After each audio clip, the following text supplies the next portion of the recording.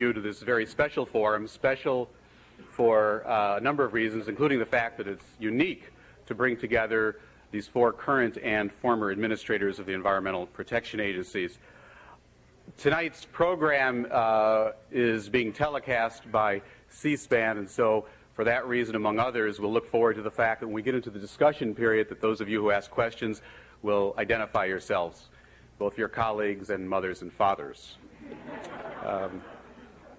The program tonight is co-sponsored both by the Institute of Politics, which sponsors all the events in the forum, of course, and also the Environment and Natural Resources program of the Kennedy School Center for Science and International Affairs, which is where most of our activities in the environmental area here at the Kennedy School are located. It's frequently been suggested that the modern environmental policy era began in 1970 at the time of the first Earth Day. That's also, of course, the year that marked the founding, not coincidentally, of the Environmental Protection Agency.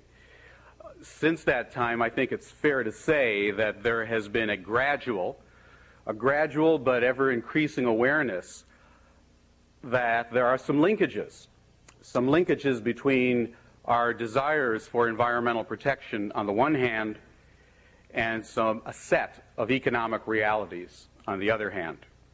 This recognition, by the way, has been absolutely bipartisan.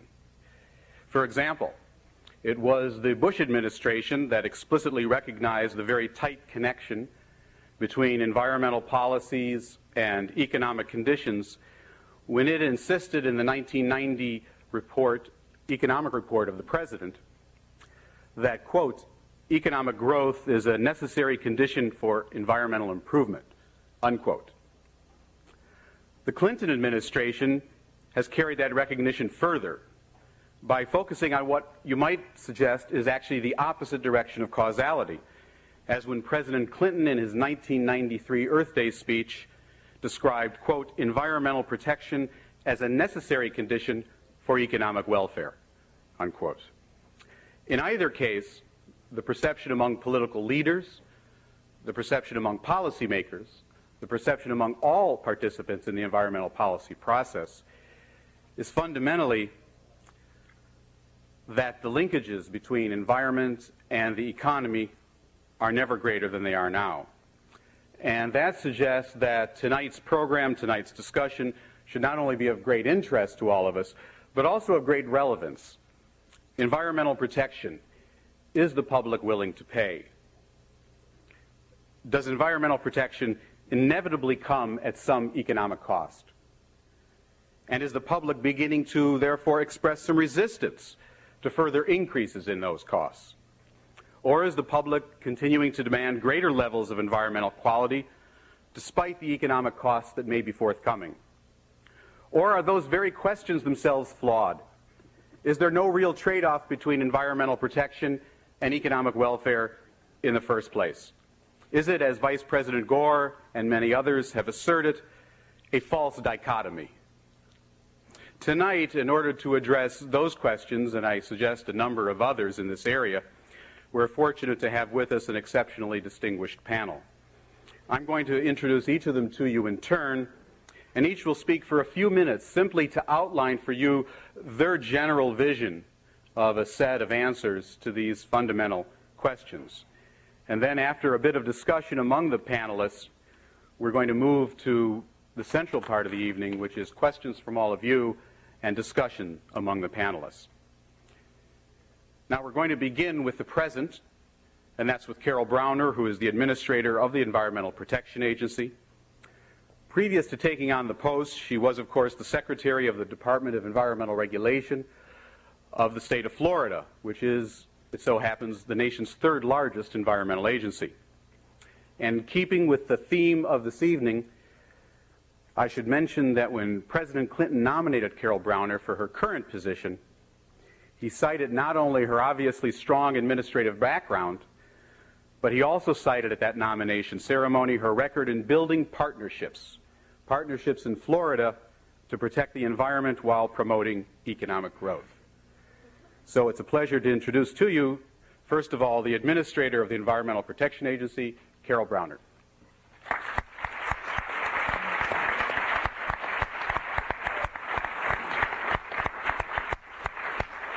Good evening, and I want to begin by thanking Rob and the Harvard University Kennedy School of Government for the opportunity to be here this evening and to debate a very, very important question.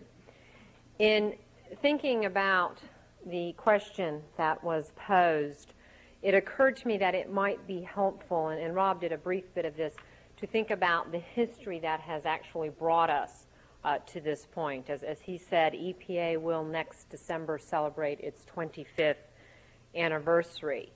If we go back 25 years ago, we will remember that there was widespread public concern. And in response to that concern, this nation undertook to create, virtually from scratch, a whole system of environmental regulations. And it was one of really the first in the world. And what came out of that was a system of state environmental agencies and local governments. And if we think about what we have accomplished, I think we can agree that there is much to be proud of. If we look back to 1969, the public was angry. They were alarmed when a river in Cleveland caught on fire, when thousands of leaking barrels of toxic chemicals were discovered in Love Canal, when we witnessed farmers actually shooting their cows because they were contaminated from toxic chemicals in the land, and when the drinking water supply in the city of New Orleans became so contaminated that people could not drink it. It was these and other crises that caused us to come together as a nation and pass the very important national environmental laws.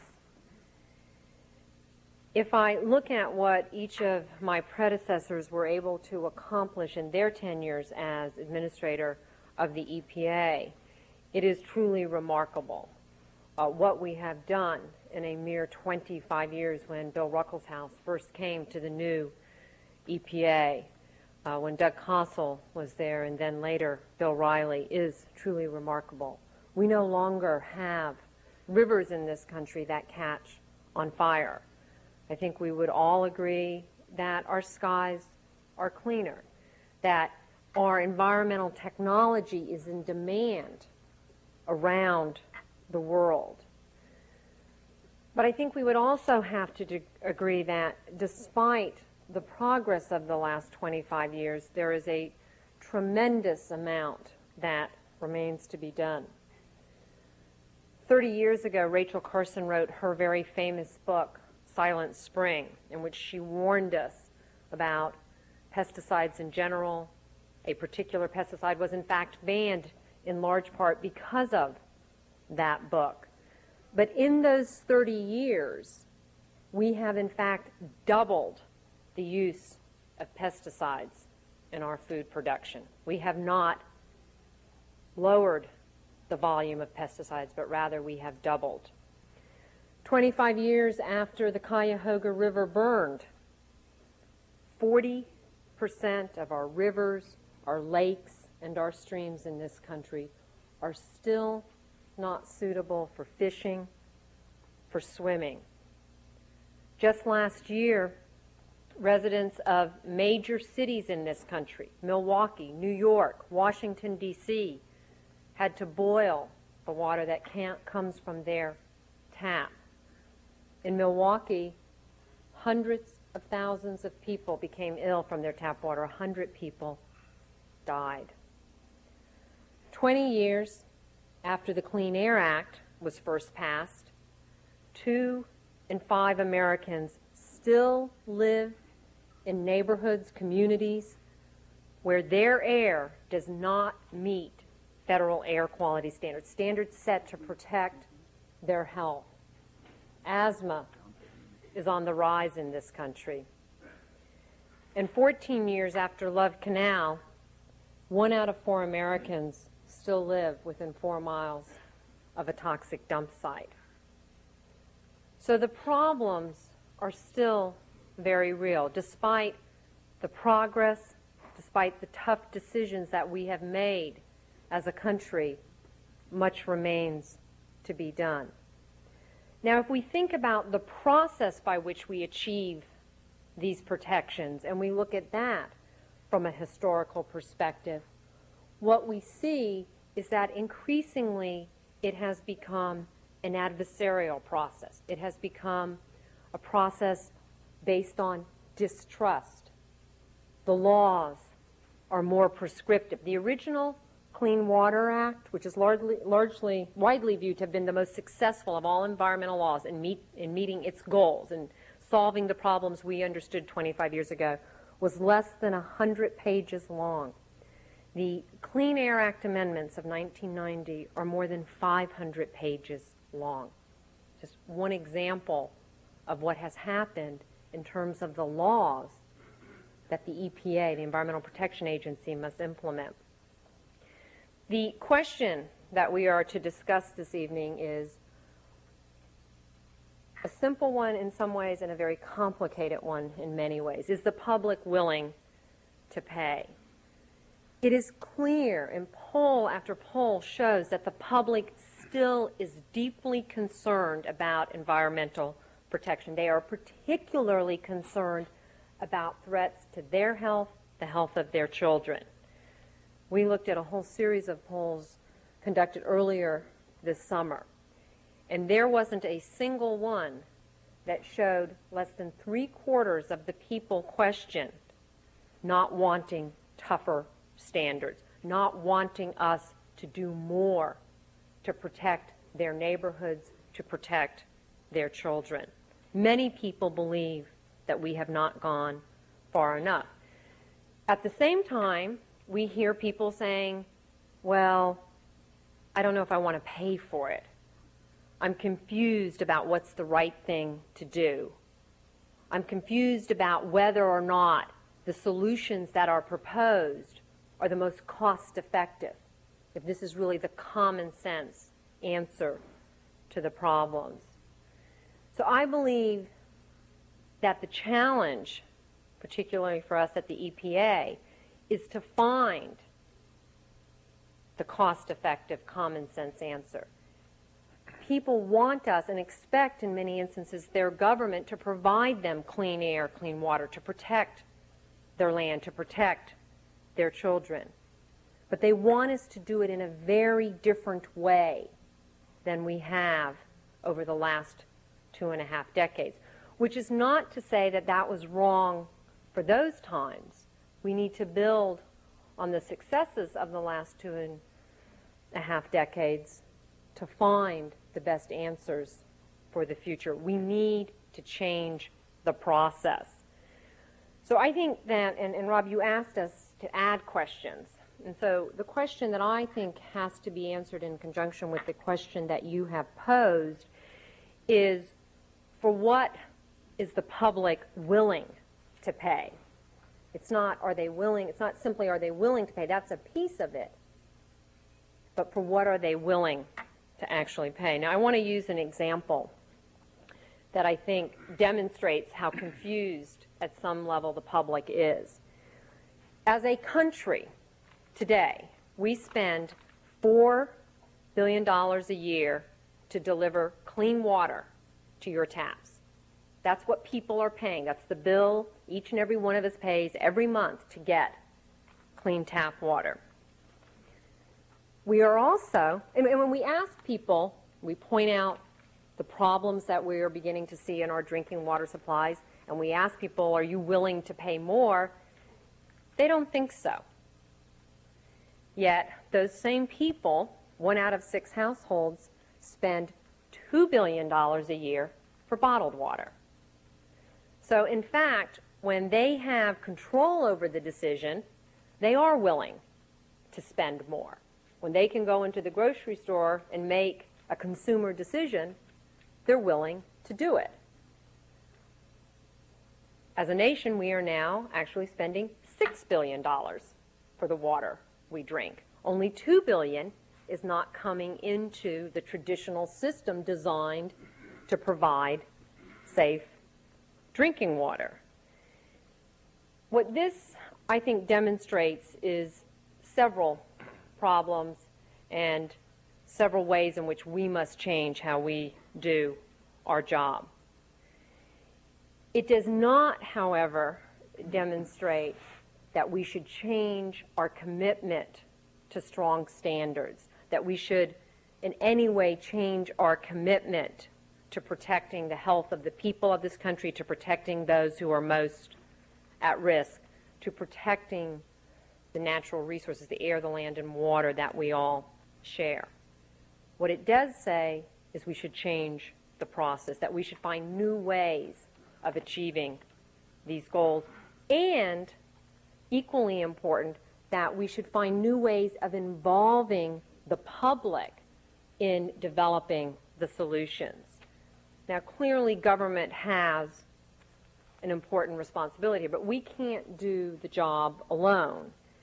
And so at EPA, we have to reach out to the communities, to the people who will live with the decisions we make, to the families, to the neighborhoods, and involve them in shaping the decision. Give them access to the information so that they can feel a part of resolving the problems that they very much want to see resolved, but today are not a part of actually solving. We also need to de-adversarialize the process. I was telling someone earlier, when I first got involved in this work of environmental and public health protection 15 years ago, we were just starting to see lawyers come to the meetings to argue these fine points of the law. Well, there's not a meeting at EPA today where the various parties not only bring their lawyers, now they bring their scientists. And at the very moment when we need to be bringing the scientific community together to deal with the most challenging problems and to find the common sense, cost-effective solution, we're actually putting a wedge between the scientific community and using them against each other rather than with each other. We have to de-adversarialize the process. We have to be willing to bring everyone to the same table to find the right answer. And then finally, and this is probably the single most significant lesson we can learn from the history of EPA and our efforts as a country, we have to prevent the pollution rather than continue to clean it up. It is clearly more cost effective. It is clearly more responsive to the desires of the public. It is not something that we have been particularly successful at as a country. We talk about it a lot, but we don't ever quite do what we need to do. So, in closing, I would say to the question that was posed that it is clear to me that the people very, very much want us, particularly those of us in government, to protect their air, to protect their water, to protect their land, to protect those things which we all share, to protect their children. And I believe that they are willing to pay if they are a party to those decisions, and if they believe that we have found an answer to a particular problem that is cost-effective, that makes sense to them and how they live their lives. And perhaps far too frequently, that is simply what we have failed to do. We have failed to involve them. We have failed to find the most cost-effective solution, and that has led to a great confusion on the part of the people of this country and to people posing the questions which they are now right to pose, which will hopefully allow us to change in the way that we must if we are to address the problems that remain. Thank you very much.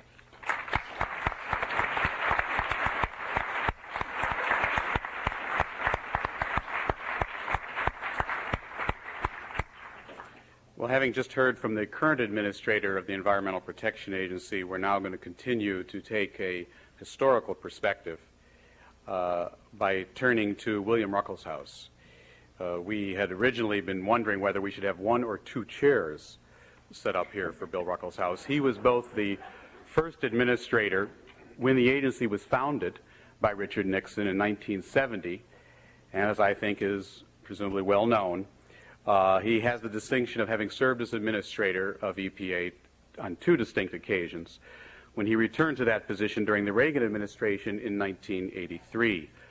In addition to his numerous activities in the world of environmental policy, he's also had a long and very distinguished legal career, including memorable service as the Deputy Attorney General at the U.S. Department of Justice. He is now Chairman and Chief Executive Officer of Browning Ferris Industries. William Ruckelshaus.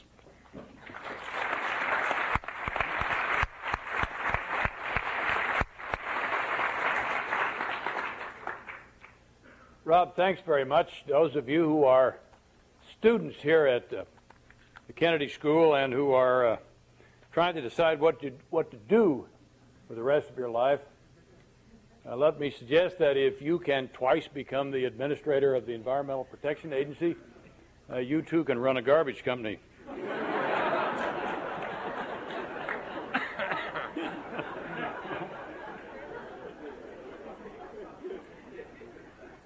Let me start with my condolences to my predecessor, twice removed, Carol Browner, who is now about to experience the joys of a hostile Congress.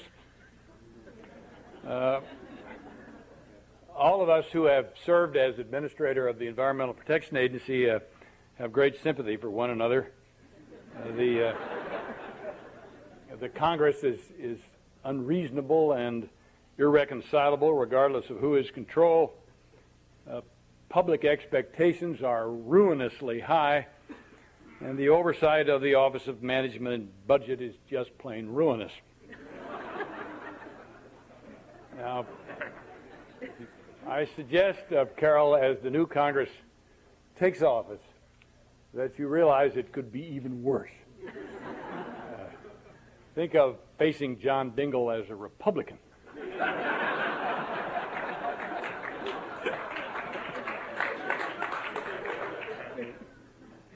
In order to console myself, when I was at EPA, I used to have a plaque that hung down from my desk that said, "Death is nature's way of telling you that Congress is not your most important problem."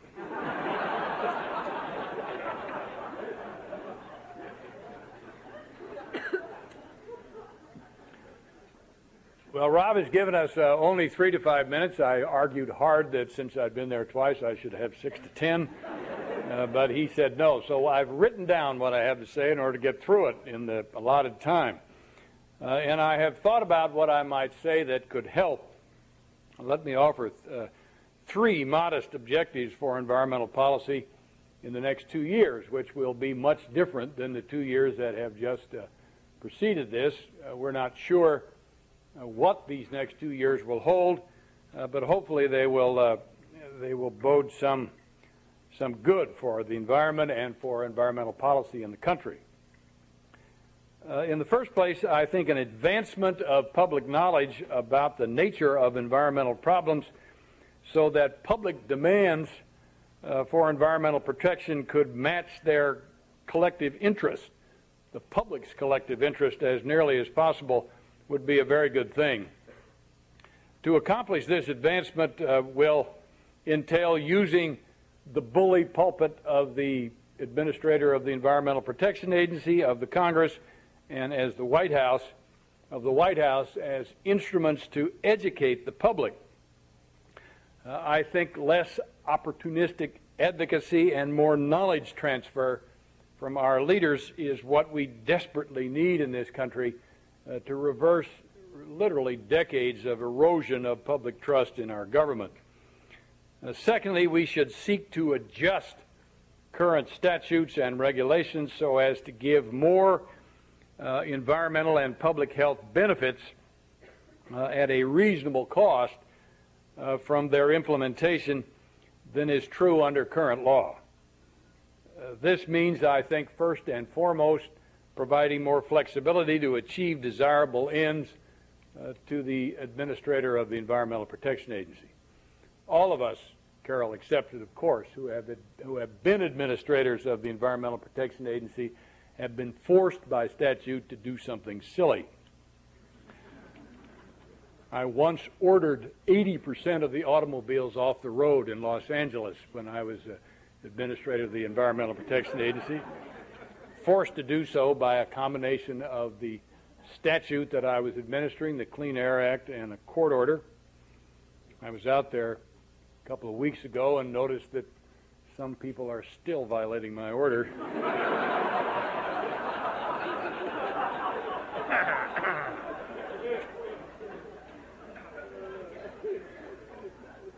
EPA simply needs a bigger toolbox, and that is in partial response to Rob's question. I probably ought to answer that at least once during all this.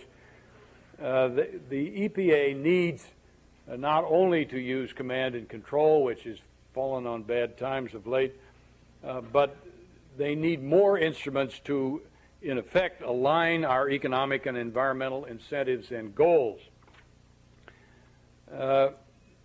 This means an honest look at what should be done to protect the environment and at what level of government and by what sequence. We could certainly start with a law that everybody acknowledges doesn't work, Superfund, and see if we can make our laudable desire to clean up past messes efficient and effective. Third, to my newly empowered Republican colleagues, please try and avoid wild swings of the pendulum away from regulation and toward laissez-faire environmental policy, because it won't work. It didn't work under the Reagan administration, and because the pendulum, once swung, will inevitably come wildly swinging back in the other direction within the next several months, certainly within a couple of years.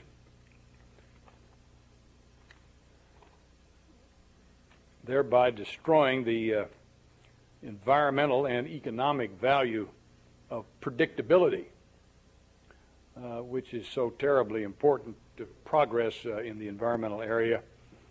And lastly, please avoid these wild swings, because I'm not going back to EPA the third time. Twice experiencing that self-inflicted Heimlich maneuver called EPA is enough. Well, that's all for now, and I thank you for your attention.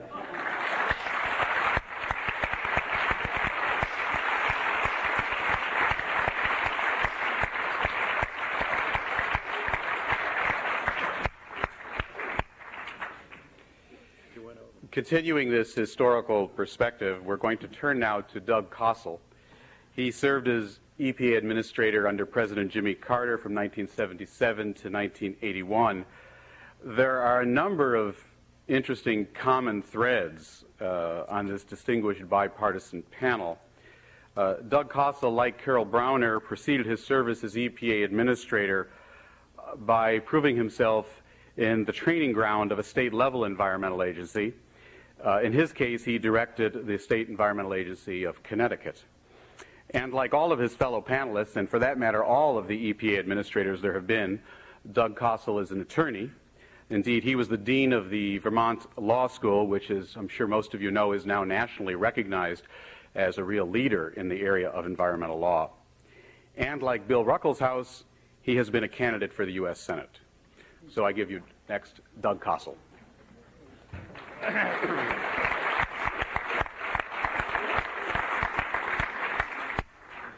Like Bill Ruckelshaus, an unsuccessful candidate for the U.S. Senate. I mean, you do have to have a sense of humor if you become administrator of EPA. And I remember Bill once responding to a question asked by press upon Carol's taking office. The press, we were all at the same conference, and the press just jumped us as we walked in the door. I don't think Carol had been in office for more than a couple of weeks. And they said, "How do you think she's doing?" And to which Bill, very statesmanlike, responded, "Well, there's a sign in a bar outside of Leadville, Colorado, which says simply, 'Don't shoot the piano player. He's trying the best he can.'" I'd like to obviously subscribe to the comments that both Bill and Carol have made, and maybe add a little bit more context to this. And even maybe steer Bill Riley with a couple of ideas to fill in this whole mosaic before we start a discussion. I think we can say fairly and with some historical objectivity that what's happened in the last 20 years in this arena has been truly remarkable. I mean, we're talking about changes in a very complex, dynamic economy that is very hard, is not managed. It sort of rolls along on its own momentum. And we're talking about fundamental changes that reach through the entire economy in terms of how we do business. And I remember the 70s primarily as a legislative era while we were trying to put in place a legislative base to do something about this problem. I remember the time that Bill spent and the time that I spent and that is still spent in court defending that legislative base. I also remember the tremendous bipartisan congressional support for this set of issues all through the 70s. I mean, you remember Ed Muskie and Howard Baker were essentially co-chairs of the Senate Environment and Public Works Committee, and nothing came out of that committee that didn't have their mutual support. So there was a tradition of bipartisanship and political consensus around trying to deal with these issues. And it found expression through the leaders of, very important leaders of the United States government. I think that we began to lose that a little bit, first of all, when both Muskie and Baker left the Senate, but I think more importantly when Ronald Reagan was elected, there was really for the first time a deliberate effort to push it back the other way.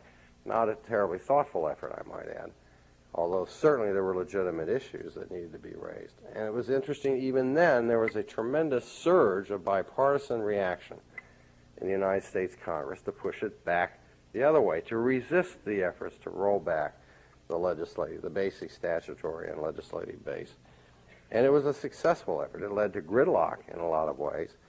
In fact, it was often used as the principal or as a prime example of the peril of gridlock in terms of governance in this country. But the legislative base remained largely intact. Now, I think it is also true to say that the real focus of much of that base was to essentially play catch-up, cleanup, and the chosen instrument was command and control regulation. And I think a consensus emerged early on, even back in the Carter years, that it was time to begin experimenting with other models for decision-making in this area, however modest, but to begin to try to move and find a broader toolkit, as Bill referred to. But I think that I'm reminded in terms of how this has happened and how I view that period of time. We have in Woodstock, Vermont, where I now live, an annual celebration called the Wassail Parade, and we had it this Saturday. Every year, everybody dresses up in old-fashioned costume, and if you've got a horse, you ride the horse, and this horse parade goes through Woodstock and circles the town green. And it really marks the beginning of the holiday season. And it's very colorful. Everybody comes down and they light a Yule log in the town green. And you really begin to get the sense of community that we associate with the holidays, particularly in Vermont. But at the end of the parade, there's a friend of mine who is always the last person in the parade. And he used to ride around at on the tailgate of a wagon with a great big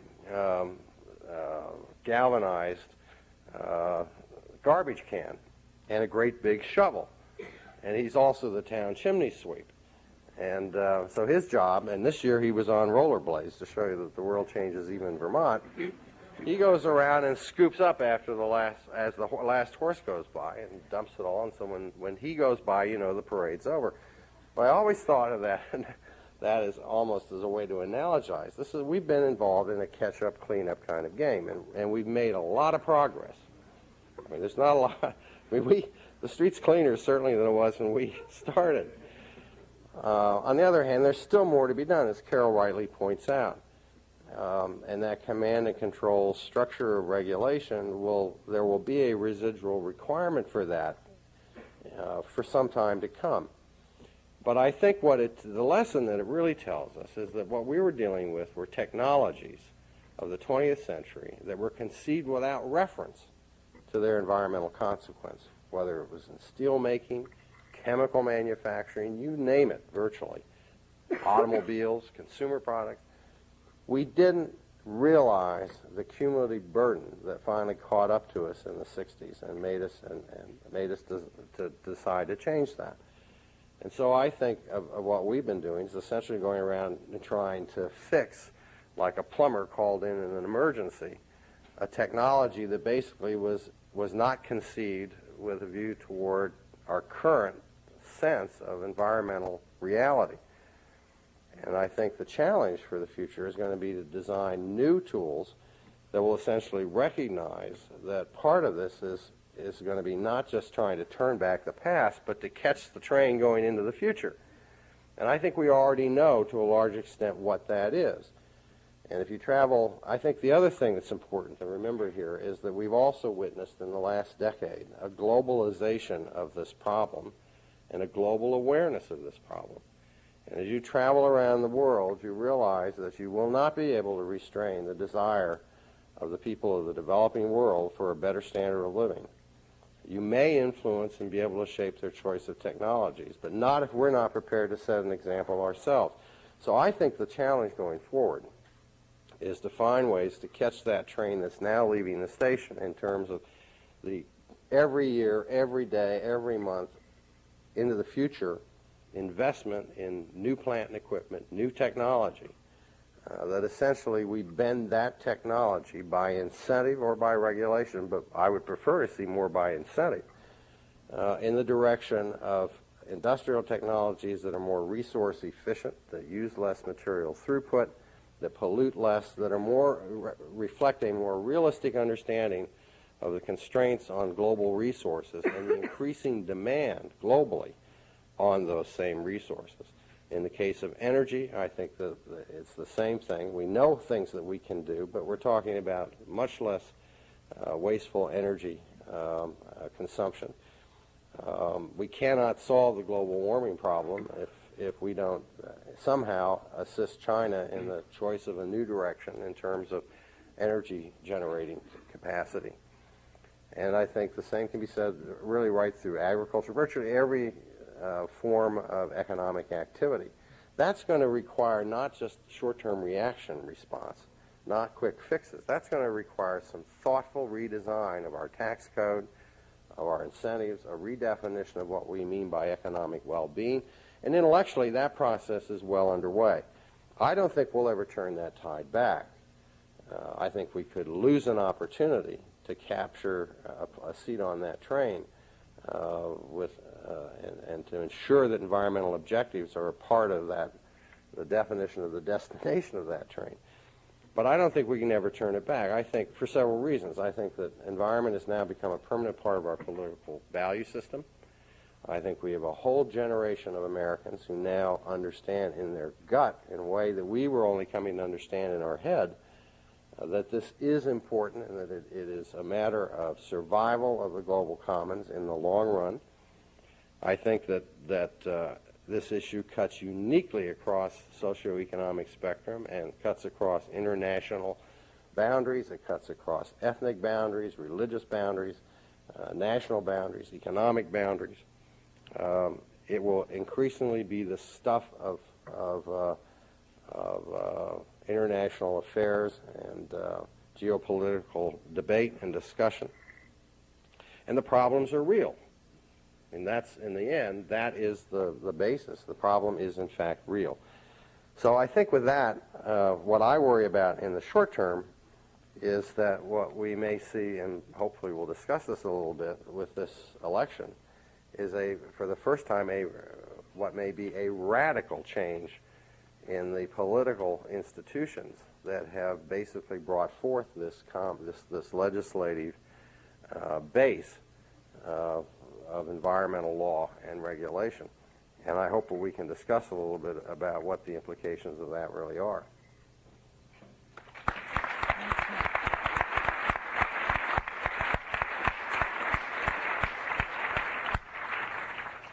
Well, we now come full circle in the history of the Environmental Protection Agency by turning to William Riley, who was, depending upon how you count Bill Ruckelshaus, the 6th or the 7th administrator of the Environmental Protection Agency.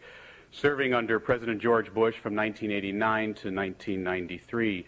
It's really appropriate to conclude this part of the program with Bill Riley's remarks, since many observers of environmental policy in the United States have noted that it was during his tenure at EPA that the integration of the nation's environmental agenda and its economic agenda really took off.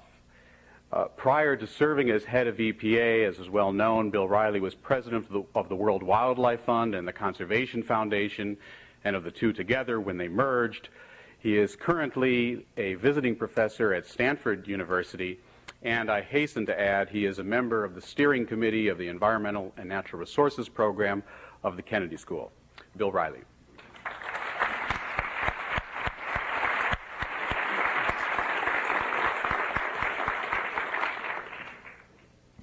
Thank you, Rob.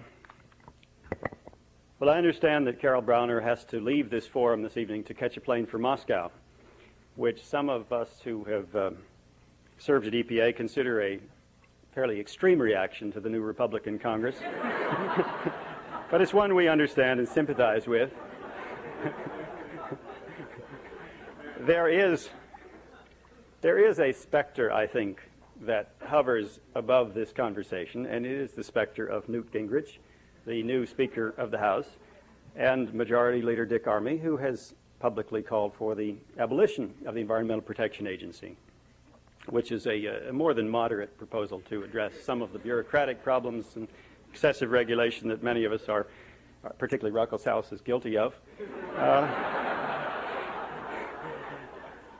I would like to begin, therefore, with a story about Newt Gingrich, a conversation that I had with him over lunch, which I hope, Carol, will be reassuring to you, as it was to me some years ago, when I finished describing the kinds of things that we were trying to do with the Environmental Protection Agency then. This was in spring of 1989. He said, you know, you are going to have a more difficult time than virtually any senior member of this administration, because our party has been hearing for 8 years now that the environmental issue was a trivial, or even worse, a democratic issue. And yet, he said, as you describe the kinds of things you're doing, it sounds to me as though you have a Republican set of means to pursue environmental ends, pollution rights trading and economic incentives, voluntary programs, cost-benefit analysis, risk assessment, comparative risk assessment, and the rest. And I took from that, and incidentally, an individual who had a surprising knowledge of environmental policies, having once taught environmental history as a professor, a sense that the kinds of interests and reforms that we may see may not all be, by any means, undesirable or excessive. I'm encouraged. I think that there is a moment now when we have an opportunity for a long-needed sorting out, reconsideration, particularly on the part of committee chairmen who sometimes may not be that familiar with the laws they administer or oversee, because they've not had an opportunity to play on them. And that's not all bad. I would begin by reaffirming, as some of the others on this panel have already said, the tremendous progress we have made as a country on the environment. I think it is the single most successful public policy of modern American history. And it's quantifiable, it's measurable, it's really indisputable. And yet nobody knows it. The students, the bright students I teach at Stanford, students I spoke to at the Yale Earth Summit last spring who know everything about the environment, don't know how successful we have been in addressing the environmental problems as they were understood in that generation of laws that all of us up here have administered. There is a theory that Mark Shields has advanced as to why this is so. He has said that the reason nobody knows what progress we have made is that there is a conspiracy. It is a conspiracy between Republicans who don't want to admit that government works, and particularly that regulation works, and Democrats who don't want to acknowledge that most of this progress has occurred under Republican presidents. So they both keep quiet about it. I personally think it is vital that the country understand that this is an area of tremendous success and achievement. We build on a foundation of success. One rather attractive to me measure of this I saw not long ago in a directive, a piece of advice from the Hemlock Society. Some of you may know the Hemlock Society is an organization which assists its members to lighten their load and relieve the burden of the vale of tears in which we all endure. And their advice was, if you are planning to take extreme action, under no circumstances rely on the carbon monoxide emissions from any automobile manufactured after 1993.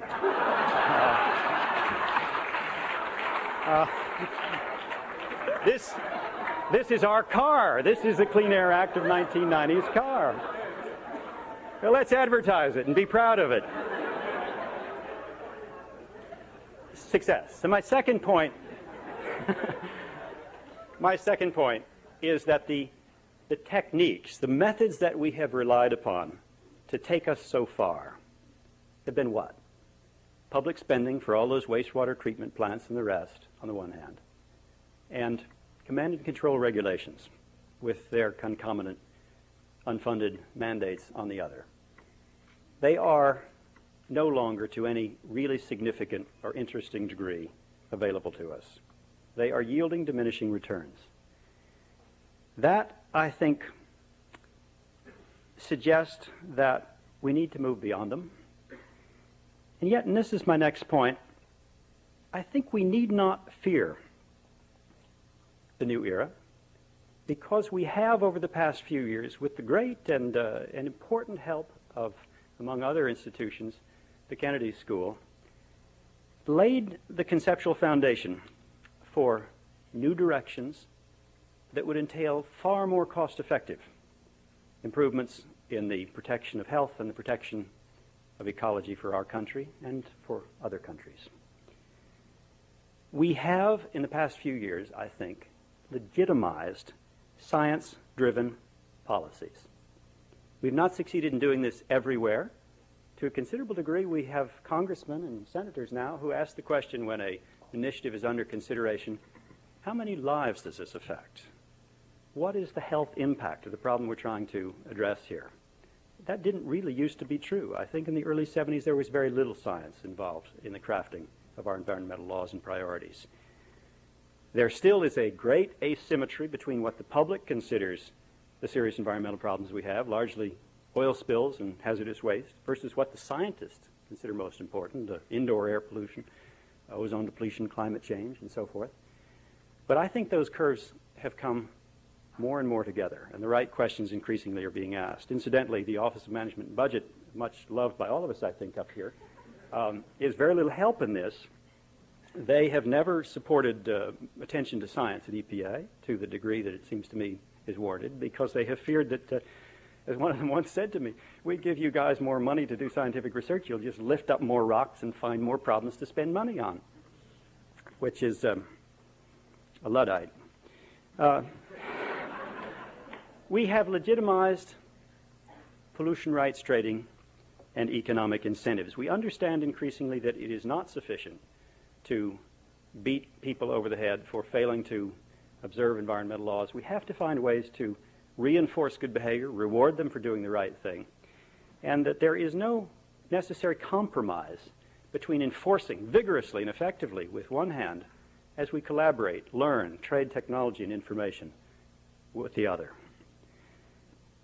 I think that the degree to which we have legitimized science should put those who support the mission of the Environmental Protection Agency and the agency itself in a very good position to take seriously the claims on the part of so much of the regulated community and of some portion of the scientific community that we have been regulating with a preposterous conservatism in terms of inferences from animal data and exposure assumptions.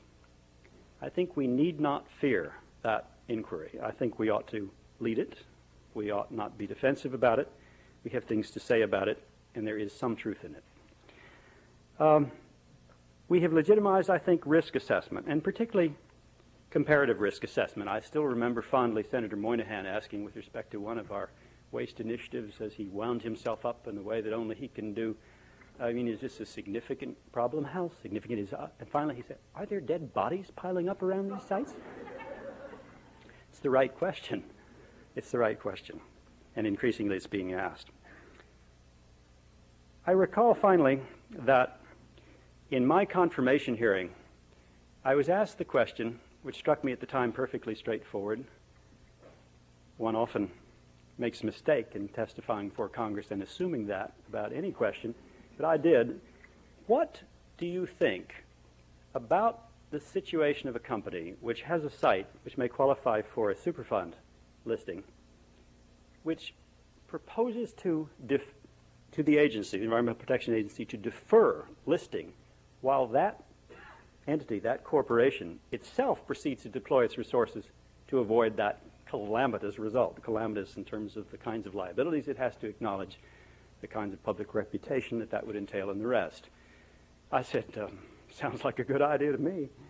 And I spent, I think, 6 months corresponding with Mr. Dingle and other members of the committee and his staff who considered deferred listing a trick on the part of the Environmental Protection Agency, reflecting a long distrust of the agency that deferred listing, as it became known, would serve as an excuse not vigorously and honestly and effectively to administer the Superfund law.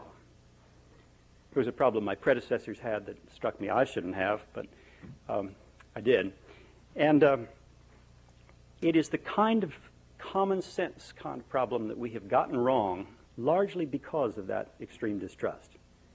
To the extent that Congress now regards, and certainly the country does, the Environmental Protection Agency not as recalcitrant, unwilling, phlegmatic, but as vigorous, sometimes perhaps too vigorous, it is possible, I think, to have more common sense, Carol, solutions to some of these problems, and to say that to the extent that companies are willing to address these problems without a federal imprimatur, more power to them. We don't have the resources to do adequately even the job that we have been given, and let's get as many people as possible collaborating in the solution of these issues. Finally, I think that the new directions that we pursue should acknowledge that states, which typically were regarded in the first generation of environmental laws as recalcitrant backwaters, the special interest, are increasingly the cockpits of innovation, of new ideas, of programmatic initiatives that work, are copied by other states, and find their way then to Washington. It is a moment, therefore, in which we can consider delegation, deferral, to a degree that probably 10, 15 years ago was not possible. I think that we could begin to contemplate that kind of delegation, and among other things, that avoidance of the tremendous duplication that characterizes the administration of federal environmental laws by increasingly encouraging states to make their own decisions and endorsing what they do. We build, in conclusion, on a very firm foundation of achievement and success, and I think that we can move forward open to reforms and confident of what we now know to continue to make progress on environmental improvement. Thank you.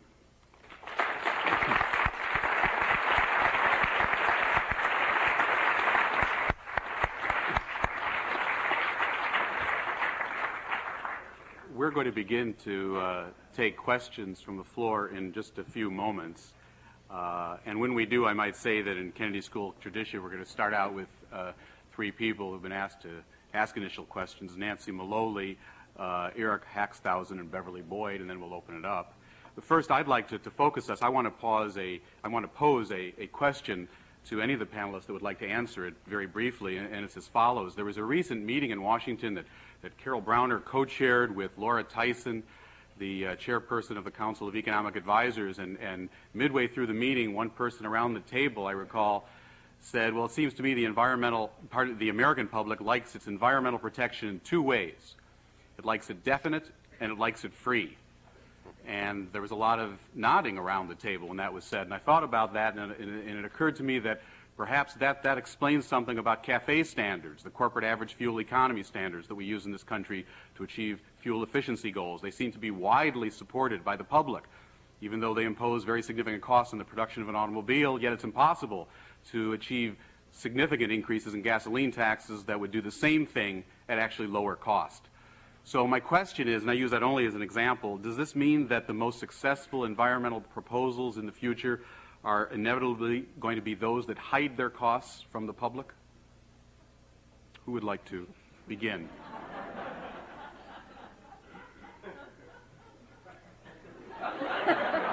Okay. I'd like to say I'm against a tax increase in any form.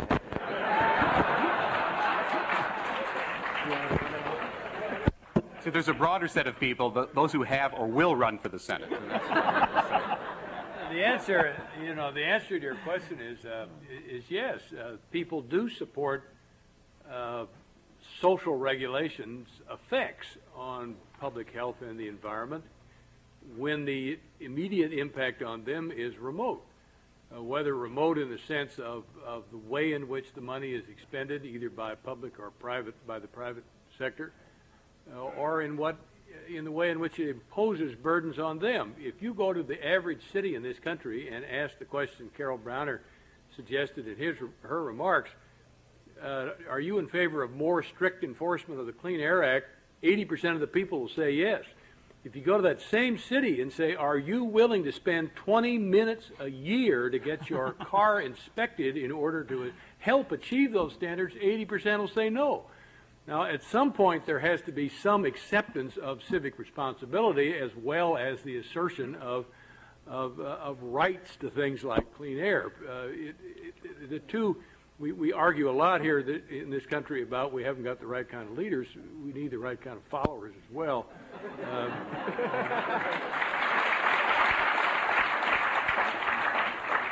Carol. Well, Rob, I think one of the reasons that CAFE has been so popular with the American people is that there was a real effort to educate the consumer. And so when you go to buy a car today, you have that sticker on every single car telling you what the fuel efficiency will be, and you then can make an informed consumer decision. You're not limited in your choices, but you are informed by CAFE, and you may care about it for environmental reasons. You may care about it because you care about how much money you're going to spend on gasoline in the coming 4 or 5 years while you own that car, the next 10 years while you own the car. I think that is a significant factor. It gave consumer control. It gave them access to information that they hadn't previously had, in a sense, and it goes to the point that Bill was making, a sense of they could actually have some ownership over how to solve the problem. And unfortunately, for many of our environmental problems and the solutions that we've developed, we have failed to give people in their communities, in their decision-making process, ownership over the solution. Could I now move to Nancy Maloli? I see awesome cues at both of the microphones. Nancy is a fellow in the Institute of Politics. Thank you very much, Rob. I'd like to ask all of you what your perception is on the Agenda for America, which is going to be considered in the first 100 days of Congress. In there is a very large regulatory relief package that includes better cost-benefit analysis, risk assessment, compensation for property owners for devalued property from federal regulation, unfunded mandates, and a number of other issues that really basically speak to a lot of over-environmental regulation and would put a cap on regulatory spending. I'm interested to know from each of you how you think that coincides with the public sentiment at this point, since environment really has not been an issue and was not an issue in the last election. There's been some relative silence on it on the part of the public. How you think that Agenda for America coincides with their values at this point on environmental regulation, and whether you think some of those proposals in the Agenda for America represent a backsliding on environmental regulation. Before Doug Kossel addresses that question, and because the cues have grown so much, I'm going to ask both questioners and respondents to be as brief as possible. Doug? Having been on the campaign trail, I can certainly attest, Nancy, that environment was not an issue. What was at issue was a growing concern on the part of middle-class Americans that their standard of living is sliding slowly back, almost like a slow mudslide. And a real concern among young people as to whether they have an economic future. They're almost convinced that they will not be better off than their parents. So there's a kind of pervasive underlying economic insecurity, anxiety out there right now, and I think Bob Rice got it right in that respect.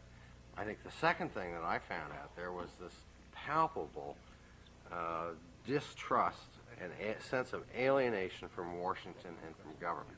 Now, was this an ideological election? I don't know. Let me give you some numbers that will either make you feel better or worse about that. You know, there are 260 million Americans, of whom 200 million are eligible to vote. There are only 133 million people who actually are registered to vote. Only 50 million people actually voted. And only 27 million people voted for the contract on America, as Vice President Gore calls it. Now, and then there were polls that I saw just before the election suggesting that nobody knew what the contract was about. You know, maybe a third of the people who voted actually had even heard of a contract. So I think it's fair to say the Republicans ran a national ideological campaign, the fact is I'm not convinced that the Americans voted in an ideological mandate. And so when you have 1 out of 10 Americans voting for the current Congress, 1 out of 7 eligible voters, only 1 out of 5 registered voters, I'm not sure what kind of a mandate that Mr. Gingrich thinks he really has. There's certainly no question that they've got the bit in their teeth. And in my mind, I don't know whether they're just going to be more conservative or really libertarian, in which case it could be a very interesting couple of years, but could also flip itself over in 2 years. I think the American people are not, this may not be the sea change that everybody thinks it is. But the last figure is, when you boil it all down, 75% of the eligible voters in this country didn't even participate. 75%. I think that is closer to being a constitutional crisis than any single change in the composition of the Congress. Very briefly, Bill Riley is going to have a word because we now have about 10 seconds left per person standing up there. Well, I just would say I don't think that anyone should take any comfort in the small proportion of people who voted in the election. Obviously, our system, to the degree it's legitimate, produced the results it did, and the same system produced by a minority president. I would say that when you read phrases like the need to bottom more of our policies on risk assessment or an anxiety about unfunded mandates, I think there are two ways to approach those. A number of people certainly use that language and those terms thinking that thereby they will begin to dismantle much of what was tried in the early 1980s, many of the laws and programs that we have. That's not the only reading, however, of those concepts. And I think that those of us who have worked with these terms, who do understand them, ought increasingly to make sure that the use made of them is careful, is responsible, and begin a process really of education. I think starting with the President and the White House, which in my view has paid less attention to the bully pulpit and the possibilities of educating the country on the environment than it might have, and certainly the EPA administrator and all of the rest of us. I think that it is possible to do very constructive things with some, at least, of these commitments and these concepts without just assuming the worst. Eric Haxthausen. Thanks. My name is Eric Hochstaus, and I'm a second-year student here in the public policy program at the Kennedy School. My question pertains to a point raised by the previous questioner, and that is property rights, the growing property rights movement in the United States. I'm wondering specifically, especially in light of a recent Supreme Court decision, Dolan v. Tigard, and the recent elections, what we can foresee for the future of statutes such as the Endangered Species Act and the Clean Water Act, and what approaches this movement may drive the EPA to pursue in protecting the mandates of those acts. Well, let me briefly respond. In the case of the Endangered Species Act, the EPA is not the lead agency with responsibility. That actually falls to the Department of Interior, but obviously we work in conjunction with all federal agencies that have a responsibility for environmental protections. This administration has been very, very clear on the right and the need to protect personal property, that people have these rights. I think, however, there are many who are talking about solving a, quote, problem that are somewhat disingenuous in their explanation of the problem.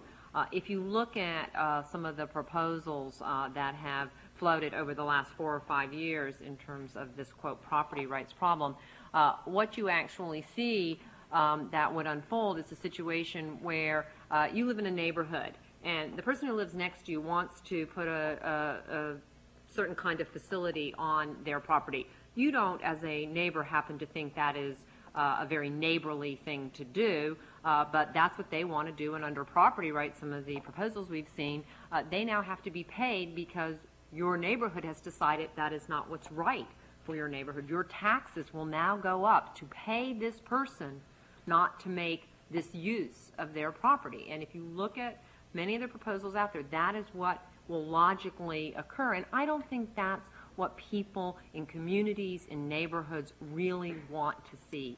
What they want is to see their community protected, to know that they can be safe in their neighborhood, to know that the quality of their life can be preserved, and where there are extremes, obviously we need to take action to resolve those extremes in terms of over and excessive regulation, but I don't think anyone is for repealing all regulation of property such that people will be free to do whatever they want on their property, even if it adversely affects the health of their neighbors, it adversely affects the community's wishes for the future.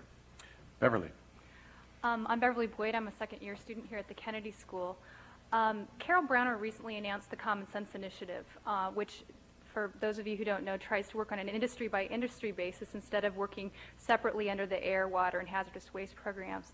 I'd like to hear from other members whether they think that this kind of approach has the potential for a lot of cost savings, a lot more pollution prevention, and whether it's viable in the new political environment. Yeah, I think it definitely does. And I think one of the things that EPA has to start thinking about is the direction that various industries are going. And if we can shape the choices that are made about the next generation of plants. I mean, there's a win-win in this for everybody. This economy, to compete globally in the next century, is going to have to go through a modernization, a technological upgrading. We're going to have to get more efficient. Good news is that technology is then exportable. It is already, and it's in the right direction, so that for a change, for the first time maybe politically in a long while, I see a convergence of environmental objectives. That is the greening of technology with economic objectives, which have to do with efficient plant and equipment and technologies. And so I think EPA, to the extent EPA can play in that dialogue in a constructive way, could be very positive. We're going to go to the next question now. Let me just mention again, in the interest of time, and because nearly all of you came to hear from the panelists, we welcome brief questions, but try to avoid speeches. Please, you're on. Okay. I'm Mike Gordon, a mid-career student here at the Kennedy School. My question actually has to do with organic chlorine compounds. There seems to be increasing sense that persistence and stability could be risky. Do you have a sense that there's any movement toward national or international policy dealing with it, public-private sector, any movement in that direction? I presume that is that for me. There's a tremendous amount of research and dialogue taking on both on a national level and on an international level. There are people in the scientific community who have raised questions about such things as breast cancer and perhaps a correlation to the compounds. This, I think, is an example of where it is important for us to have good science, to be able to understand, but also an example of where, as the science evolves, we may need to act prior to the conclusion of our scientific efforts. And that's one of the most difficult things that we do at the Environmental Protection Agency, which is the need sometimes to act before we have completed all of the analysis. You know, one of the things that government doesn't do well is stop doing something or change its mind about how it's going to do something. In the scientific community, they have something called fast failure, where they look at something, and if they don't begin to see the answer, they say, fast failure, we'll come back to it when technology, when our knowledge base has expanded. We need to have those kind of flexibilities in government in two ways. One, to say, look, we started to look at this, we can't yet find the answer, but also where we start to actually be able to draw a correlation between problems, between compounds and problems in the case that you suggest, so that we can act rather than waiting, and I can't remember which of my predecessors, I think it was Mr. Riley, spoke of bodies. He spoke of them in jest. We don't, I think, want the Environmental Protection Agency to be limited in its authority to those instances where there are bodies. Hopefully our job is to prevent a situation where we are finding bodies. And so there is we're not, we wouldn't be doing our job. It's a fast way for the administrator of EPA to become one of the bodies, politically. Speaking of bodies, we'll go to the next one over here for brief questions. I presume that at least Mr. Kossel and Mr. Ruckelshaus remember that an almost identical forum occurred here in 1980 after Reagan's election. And it seems to me that nothing has changed. There are still, all EPA administrators are lawyers. There are no scientists, even though Carol Browner suggests that we should de-adversarialize the situation and get out the lawyers and get in the scientists. And also, the suggestion was made in 1980 that the EPA be eliminated, and I think Gorsuch was supposed to do that, but was prevented from doing it. I wonder if that isn't going to happen this time. I'm a chemical engineer, and I happen to think that environmentalism is really an anti-technology inquisition. But I wonder if the public isn't beginning to recognize that cleaning up environmentalism is going to be even harder than cleaning up the environment. For example, in Boston Harbor, and I won't take much. Let me just point out that Boston Harbor is required by the EPA, costs $7 billion, is not really cleaning up Boston Harbor, and the public is now recognizing that they've got to pay for it. Thanks. I always like to end in a question mark. Is it going to be more difficult to eradicate environmentalism as opposed to environmental dangers? Who would like to address that question? I was getting ready to defend lawyers, I thought. One of the things that you are, I think one of the things that scientists need to do more of is just what you've done here this evening, regardless of whether I or anyone else here agrees with you, and that is not stand on the shore as the ship of state floats by, but get in the boat and row. I did this in 1980, and you, I don't know if you remember, but I had a long discussion with you. Answer. You suggested that I run for EPA administrator, and I said I'm smarter than that. Well, yeah, I mean, let me tell you something. If you have a chance of being the administrator of EPA, don't take it under a Democratic administration. Only take it if a Republican offers, because if Bill and I now know if you're administrator of EPA in a Republican administration, you leave before you're indicted, everybody tells you what a good job you did.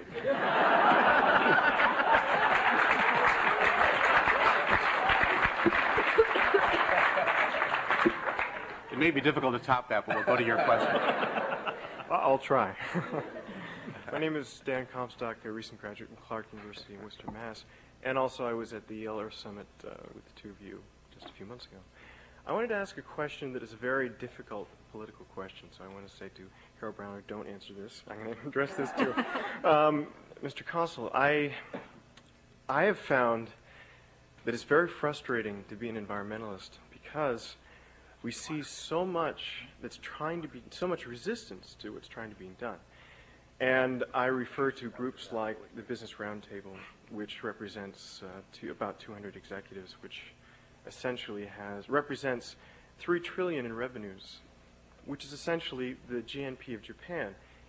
So it's incredible the amount of power on the other side of this issue. And what I want to ask is, I asked Al Gore when he spoke here about 3 years ago about campaign finance reform, and if that is not the issue. Because until you have finance reform with campaigns, you really cannot effectively take care of the other problems. So I want to... Doug, a very brief response. Okay. I wouldn't underestimate the distance that business leadership has come on this issue over the last 20 years. I mean, I have found a real change in attitude, and I think it's for a whole lot of complicated reasons. Now, there are times when business self-interest will overrule that. And if you create the right environment, I have no doubt that given the opportunity benefits of delay and not having to do something, that can be very compelling in an enterprise that where the bottom line is the measure of success or failure. But I have to say, in response to your question, I've met some business leaders who've been absolutely extraordinarily statesmanlike on this issue, and I'm encouraged by that. Campaign finance reform, absolutely. I think that is one of the most pressing reforms. I don't know quite how to get it done, but that connection between money and public office is such now. And I've had a number of members of Congress who've left and have retired, and whom I knew when I was EPA administrator, said the reason they got out was the money. Every day they come in, and there's a list on their desk. They pick up the phone, and they have to make 6 fundraising calls 6 years ahead of a senatorial election.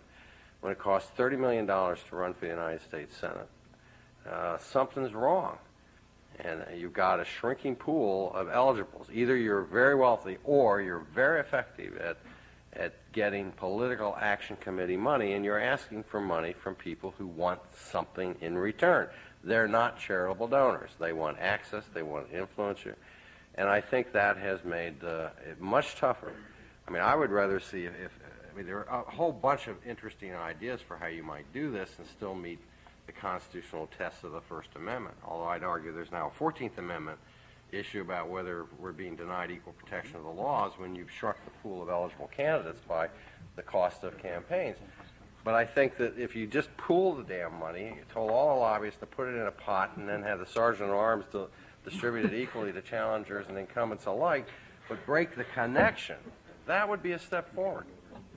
Let me suggest, I'm a member of the Business Roundtable. I am in favor of no PACs, of abolition of PACs.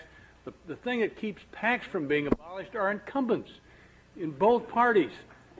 They've been in the Congress. They've had the opportunity to abolish PACs for years. You'll be surprised how many people in the Business Roundtable would love to see PACs abolished. It's a big pain in the neck to fiddle around with those PACs, and it corrupts the whole system, and they ought to be abolished. Tell the incumbents. I hope these new incumbents are willing to do it, and if they're not, I hope they're ex-incumbents.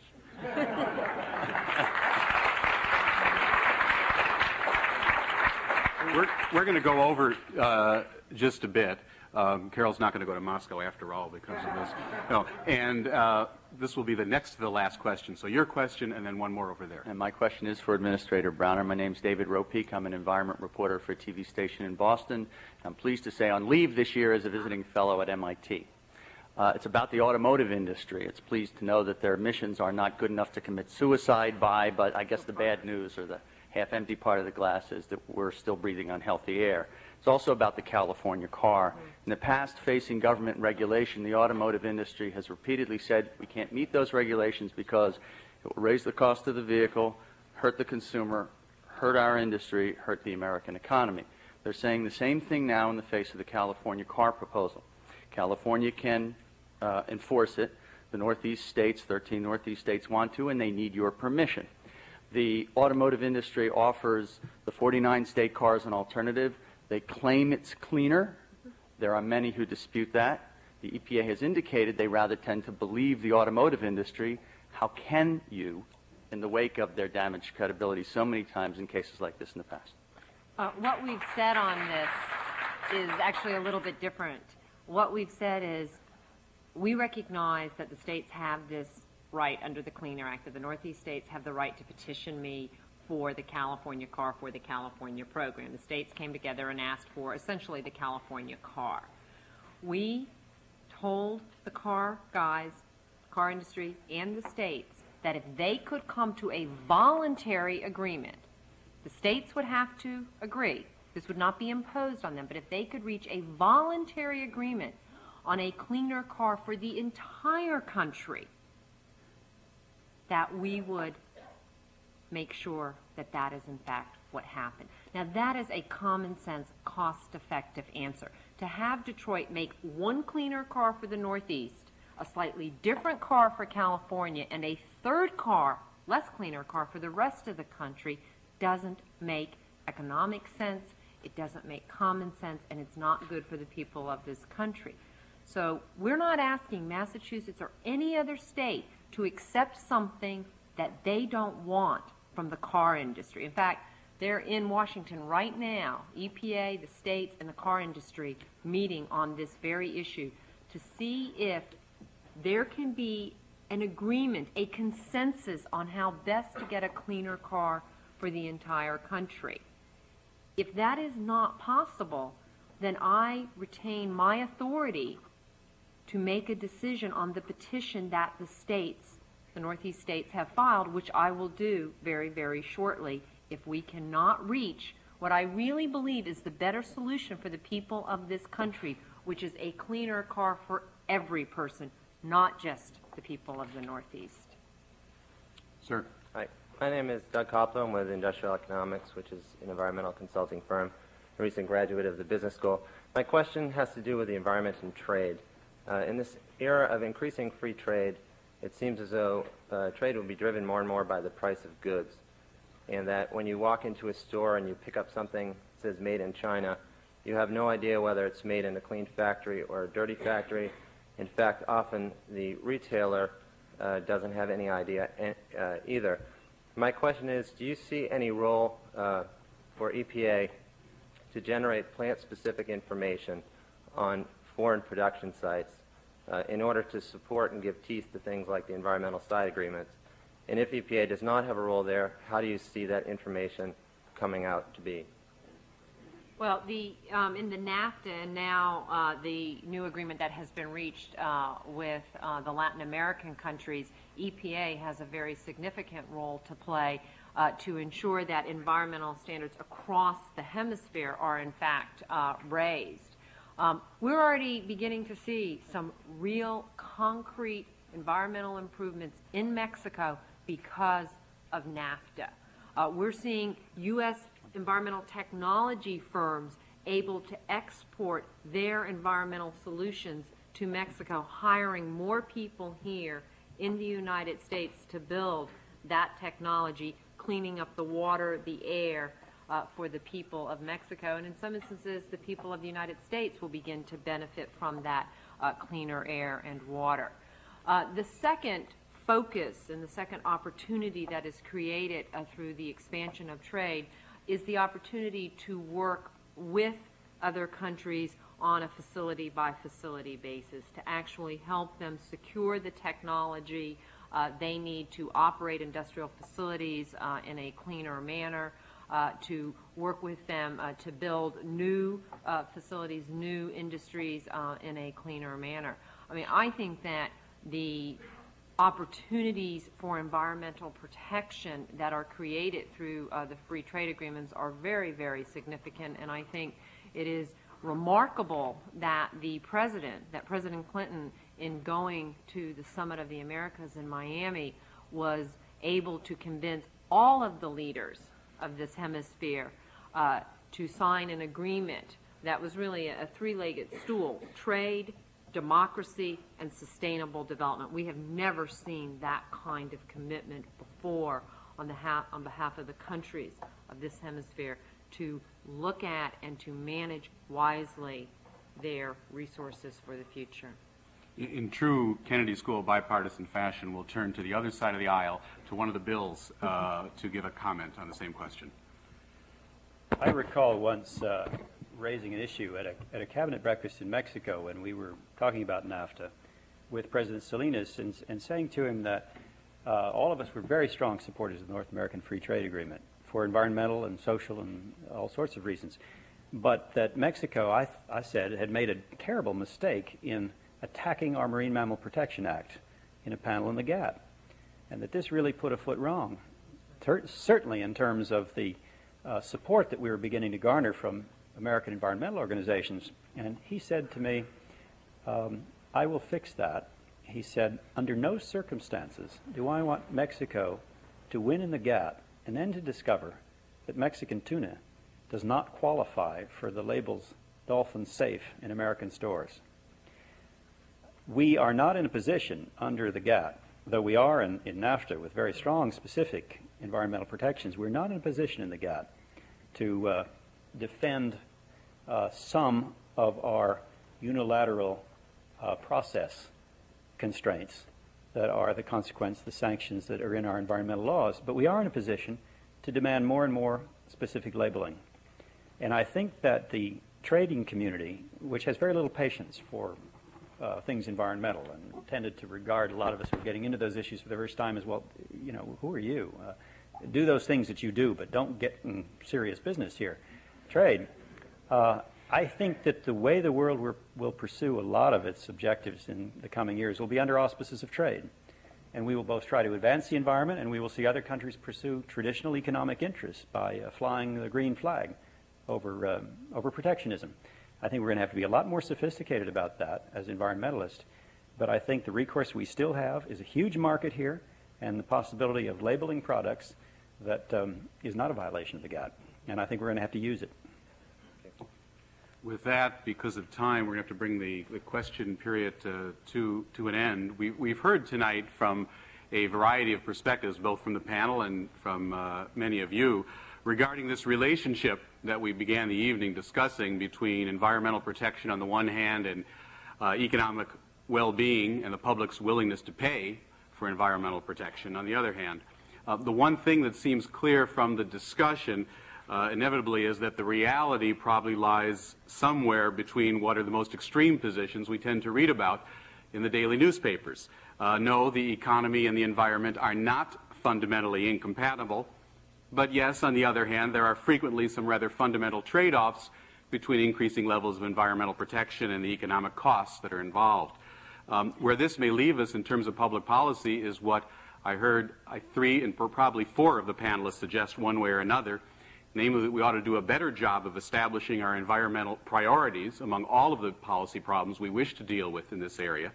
And we ought to do a better job of designing our environmental policy instruments, whether they are of the conventional so-called command and control kind or of the market-based approaches, design them such that they achieve our environmental goals with as small an economic sacrifice as possible.